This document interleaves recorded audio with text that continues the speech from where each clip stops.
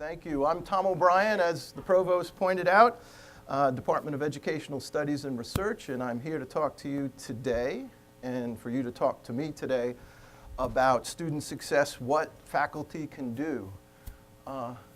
Rachel, what time is it in this photograph? Is it a photograph? No, what is it? Okay. Ravik, tell me something about this, this cartoon. Well, first of all, I don't like it that teacher has. You think that could contribute to student non-success? Okay. Amber, what are you taking away from this?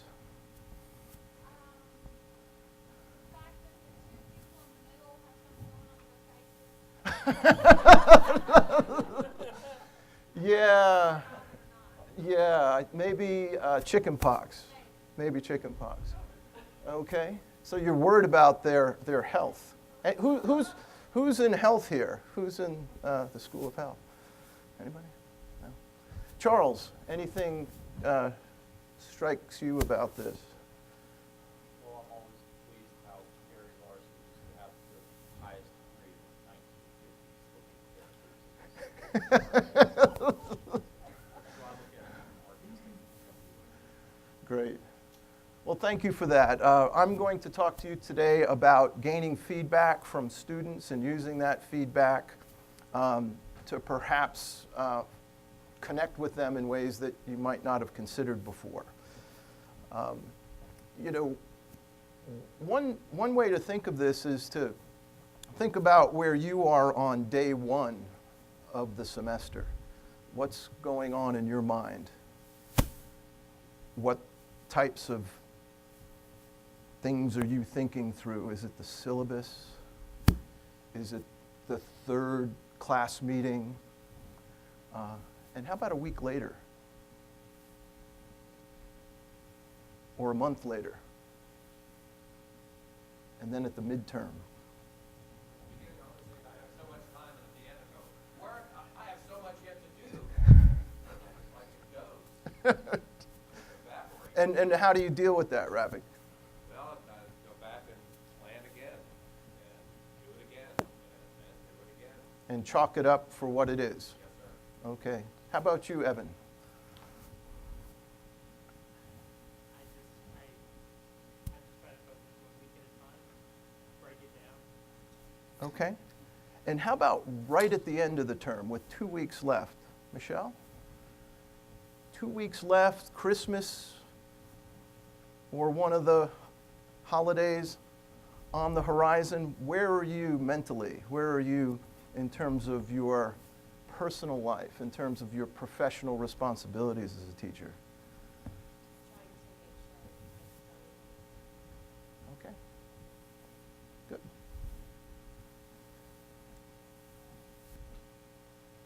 So let's juxtapose on top of that where students are on day one. Joyce, where you're an experienced teacher. What happens in the mind of a student on day one? Scared to death. Yeah.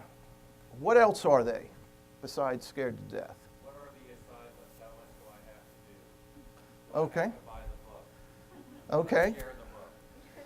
Tony, you were a student once. What are you thinking on day one?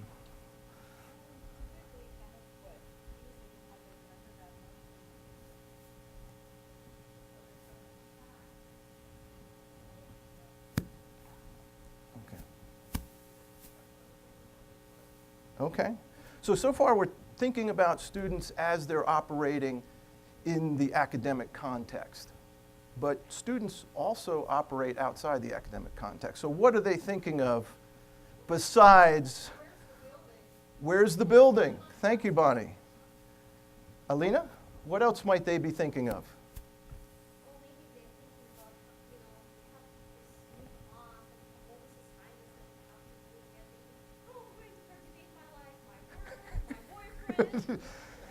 Exactly. There's other things going on, and some of them might not even have that boyfriend.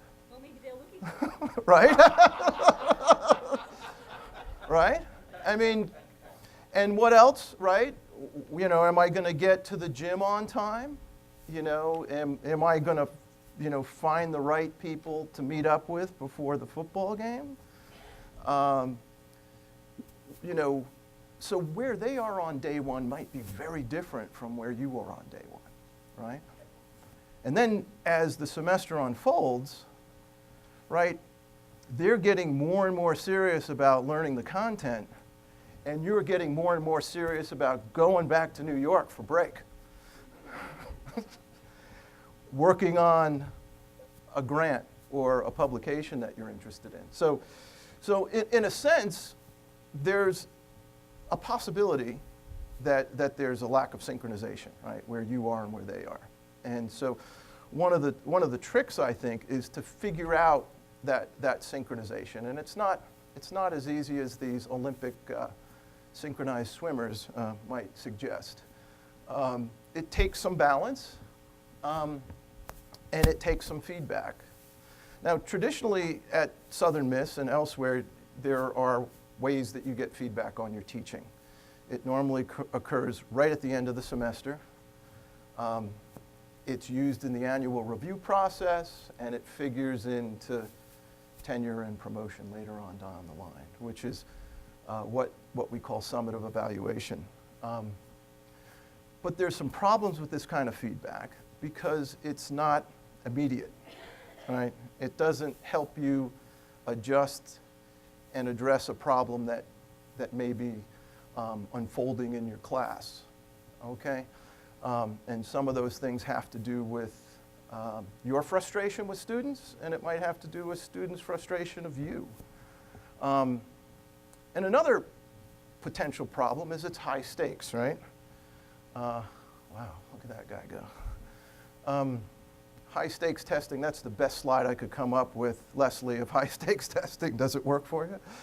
Okay, good. So the question is, let's brainstorm some solutions. So what I'd like you to do now is find somebody in the room that you have not yet met. So it's probably not the person next to you. And have a 3-minute discussion about how you might address this matter of getting student feedback and getting synchronized with that group of students. You're allowed to get up too. That's part of this drill if you want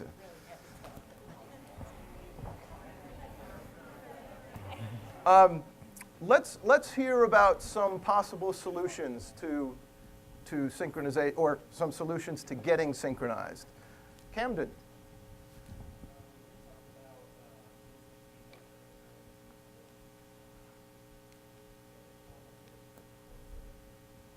Great. Would you use those paper and pencil, or would it be electronic, or? Okay. If you're teaching online, I guess it would have to be through online feedback. How about up here, Connie? What was your question? That's a good, yeah. What are some ways to synchronize with students that you and Alex came up with? There's a huge challenge the first week of class because you have students who attend and you have students who will not attend. We both have 3-hour lectures, so that's 1 week, 1 day. I like to get on it. I like to do chapter 1 and then you have a quiz the next week because I want everybody in here and understand I'm serious. But students' perspective, maybe they haven't been in, maybe they don't have the books, all the other things. The worst thing to me is to leave a student behind at the beginning because they're never gonna have, you're never gonna catch up, they're always behind. And so much of teaching is having a positive learning experience.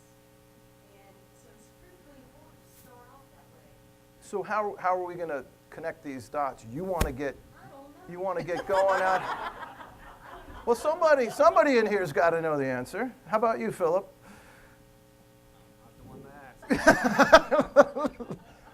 Paula, you probably have something. You're a teacher ed leadership person.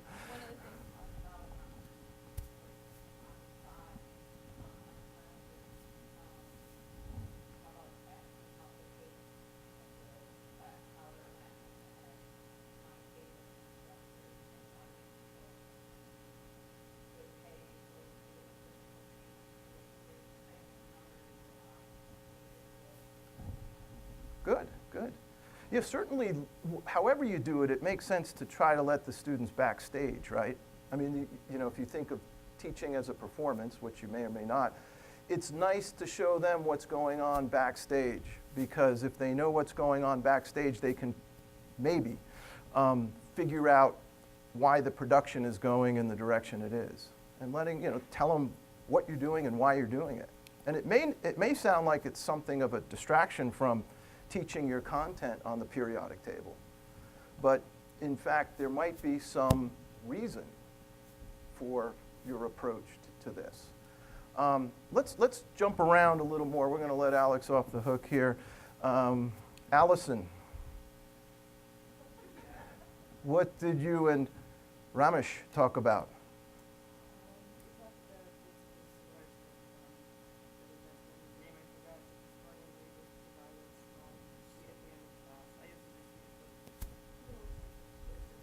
Yeah.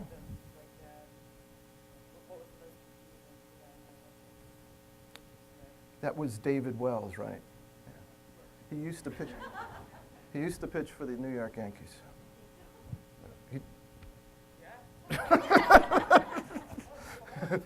But he's moved up. Yes, exit slips, right? And we used to ask people to put those on 3x5 index cards. And there is Dr. Wells, who's in the back there. He does have a procedure known as exit slips on steroids. Is that right, David? All right. These former baseball players know a heck of a lot about steroids. Okay, and you've anticipated a lot of what we're going to talk about here. You know, getting feedback, you know, at the very first on the syllabus, right? Getting, you know, there is some evidence that students don't read the syllabus. So getting feedback on the syllabus is an important thing, because you think you're covered because it's in the syllabus, but if they haven't read it and if you haven't discussed it, chances are is you're setting yourself up for some kind of misunderstanding, some kind of desynchronization. Establish an email policy, you know, where you will give the quick answers within X number of days, right? Excluding weekends. That's always helpful. And if it requires a lot of verbiage, you know, this is a great opportunity to invite the student in and have a discussion with them. You know, they're going to learn a lot about you. A lot of our students don't know that you folks hold doctorates. They're going to call you Mr. and Mrs., and they're going to call you by your first name, you know, Mr. Ravick, Mr. Evan, Miss Elizabeth, right? So connecting with them on that level, they might be, you know, it'll be a good acculturation experience for them. You know, and being accessible, I think, is an important piece of this, being accessible. I know you've heard from the president about retention. Is that a theme this morning? Okay, and these are just ways to increase retention, but also to increase learning, which is, in a sense, more important than retention, at least from a pedagogical standpoint. It might not be from an administrative standpoint, but certainly from a pedagogical standpoint it is. And post office hours and be around for them, even though I think they're going to go the way of the VHS tape office hours. I think they're going to be a relic of the past. And of course, One thing that I maybe used on this too, I got a Google phone number about a year and a half ago, and I basically put down on my syllabus, and then that'll either ring to my office phone or ring to my cell phone. And if I'm in a place and I can answer the cell phone, I will, even if it's on a Saturday or a Friday afternoon or someplace like that. So I use the phone number. And it'll take a voice message. It's pretty cool. thank you for that. And of course, know their names, you know. It makes a difference, you know. I know Andrew's name, and he's not even a first-year faculty person. This is his second year, but, well, no, you can tell seasoned. I was going to use the term seasoned. But. You know, lots of times, and this again goes to that idea that I mentioned before of letting students backstage, is giving them previews of what's to come and then reviews of where they've been. Some students are good at the particulars, but they're not as good at the conceptual framework of what you're trying to get across to them. So previews and reviews, you know. Previews at the end of class, reviews at the beginning of class, vice versa, in the middle. Yes? I tried that, a review once, or throughout the course of the semester, and it was at the beginning of every class. I would do like a 3-minute, or actually I think it was a 2-minute review, and I was up there with a marker, you know, and writing as fast as I could while they shouted out stuff. Yeah. And it seemed to work for about, 3 weeks or so, and then they lost interest, and they kind of said, we don't want to do this anymore.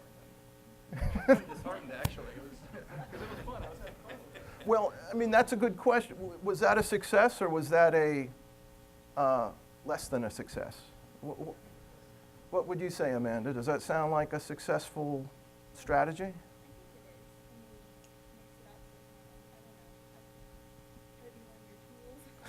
Successful for 3 weeks. Successful for 3 weeks. I mean, if he didn't do it, it might have been, you know, it might have translated into less student accomplishment, learning, less student. So maybe you only had, you know, maybe add a few more strategies to your list of things to do. Maybe it's time for exit slips or exit slips on steroids. Maybe it's time for some other, not to overstate it, but some other intervention. Yes. Excellent, excellent point. What's your name? I can't read that far.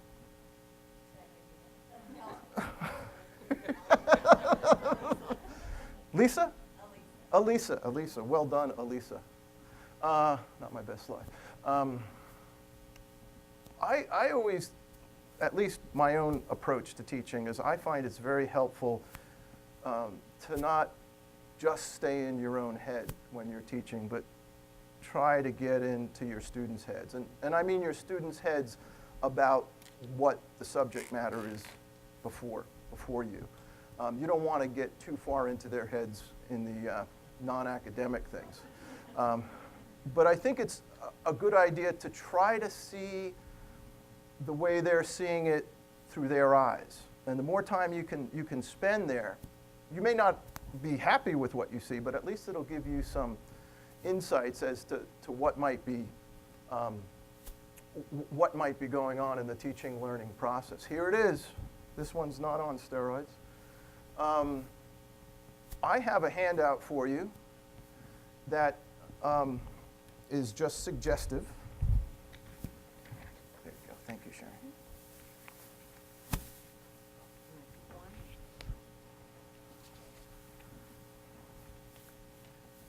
You know you must be doing something right when the VPs start getting into it. But this is something that a friend of mine lent to me back a long time ago, and it's basically something that mimics the end of the semester student evaluation of instruction. I only have 50 of them, so if you can share with the person you just met or another person. Oh, you've already talked about this. Good. Okay. I've done it for like 3.5 years, and it works really well. I've done it in 3 different institutions, and basically what I do, I look at the official questions that they have to get at the end of the semester, and I also add mine. Like I'm interested in how specific activities may be worked, or Yeah. something new that I introduced, Excellent. and I found it very helpful. Great. Great. And I thought the good thing about this is that it gives you time to make adjustments because you're halfway through. It's not like you're very close to the end where it's too late. I mean, it's a halfway point. And it also helps the students because they can visualize, okay, we are at a halfway point. This is a good time to take 5. I really like this. It's also empowering, right, for a student. All of a sudden you solicited feedback, and all of a sudden you come in the next day or the next week, or you say, you know, I'm going to actually based on your feedback, I'm going to do something different. And that creates a certain reciprocity that might, at some level, be empowering to students. And again, it hooks in with, one of the things a professor of mine once said is that, students, and mostly we were talking about, 8-year-olds and 9-year-olds, but I think this translates pretty well to higher ed, is that they don't always learn from you, they learn for you. They learn for you because they believe in what you're doing as a person, perhaps even more so than your subject matter. I mean, think back, perhaps you had an instructor before who you could care less about biology, but she was such an amazing biology teacher that you began to like biology, like out of some admiration for her, out of some respect for her. So sometimes they want to learn for you instead of from you. Both words begin with an F. Okay, good. Where's my clicker? Oh, 4 minutes. Okay, I know how to speed up. We're going to have exit slips, by the way. No. Refer to the syllabus. Make adjustments. You've already anticipated this, Elena. Elena's going to be doing this talk next year, so. And when appropriate, and this goes to your point, is it Charles? Oh, it's Benjamin. When appropriate, mix it up. When you're getting some mileage out of one strategy and then it peters out, mix it up. If it's always a lecture. And this could be in terms of getting feedback, it could be in terms of delivering instruction, it could be in terms of direct teaching versus cooperative learning, etc. And this one may be the most important slide in the sense that, you're not in this alone. Learning is, we've been studying it for a long time, and we still haven't cracked it in a comprehensive way. And that's because we're people, we're complex, and we do things that are unexpected, unintended. We try to be purposeful in our work, but some of the best learning experiences are incidental. That's what John Dewey called them, incidental learning. It's what you learned along the way that you hadn't planned to learn, nor did the instructor expect you to learn it that way. But lo and behold, that's the lesson. And it could be the most potent lesson you'll walk away with. So with that in mind, I do have another handout. I have a handout that deals with something called the operational curriculum, and it just basically talks about what trends a researcher by the name of Goodlad saw in the classroom, and then later on some work by Phelan, Davidson, and Cow about some things that students wanted out of the classroom. And I hope what you can see from this handout, which I won't go over, is the disconnect between what was observed and what was wanted in the classroom. But before we completely sign off, because I think I do have 2 minutes, any questions, any comments? Yes, Paula, and then we're going to go Paula to Nancy. For example, at leadership, a lot of the students will be professional, working all day, coming to class, and we're to have office hours, but most likely they're all working, during office hours during the daytime. What do you, are there suggestions, or I was trying to look on the faculty network, as we do today, or Google, or like Skype, or the hours have to be between 5 or 6 at night. No, I think they can be, they don't have to between 8, I mean, if somebody's teaching and then their classes are all day, you wouldn't want to have office hours at 8. But you could certainly have them before class. I personally don't like office hours before class because I'm busy trying to get my head I'm trying to figure out what's in my head, but I will hold office hours after class. And I will try to do it maybe, if class is at 6:30, I might do it from 5 to 5:30 and then after class. So I have a chance to collect my thoughts beforehand. But I think, you know, I don't know where we are. I think chairs set the office hours at Southern Miss. There's nothing published. Is that right, Dennis? Is there? So chairs set the hours, and the chairs I've talked to will set a lot of hours if you're a faculty that's not around much, and will set fewer hours if you're a faculty that is around much. So it depends on what the culture of your department is with regard to office hours. But I think, you know, more and more, I think a lot of, the most important thing I post about my office hours is something called or by appointment. Because that's the only part that really gets any traction, by appointment. Because then you email, and you can, even if you can't do a face-to-face, you can have a telephone conversation with a student. And you get a lot done over the phone with the student. 1 minute. Okay, one more question. Michelle, anything? Connie? Connie didn't get her question. Oh, I'm sorry, Nancy. I'm sorry. Okay. You know, it's you know the fact that people like to hear their name and they like to be seen as individuals in this desk right here. So I have a perception or a thought that I could do a little questionnaire to ask about them. I have smaller classes than maybe some folks. I mean, Shh, don't tell that. well, it's just fun. You know, but anyway, is that good? Is to know more about the student? Does that help get a rapport? Does that? The research suggests it does. You know, there's the old expression with law, like students don't surrender their constitutional rights at the schoolhouse gate. They don't surrender their backgrounds either, their Yeah. culture. And so you want to build on that. You want to build on that culture if you know something about it. That's what I thought, because different people not only have different learning styles, but I'm in design, they also have different reasons why they're in design. And I'd like to know that. Exactly, and you're gonna be able to make a lot more headway. I mean, the trick is that learning is an individual activity and teaching is a group activity. And so the more you can move toward what we call individualized instruction, the more effective you're going to be. And I'm done.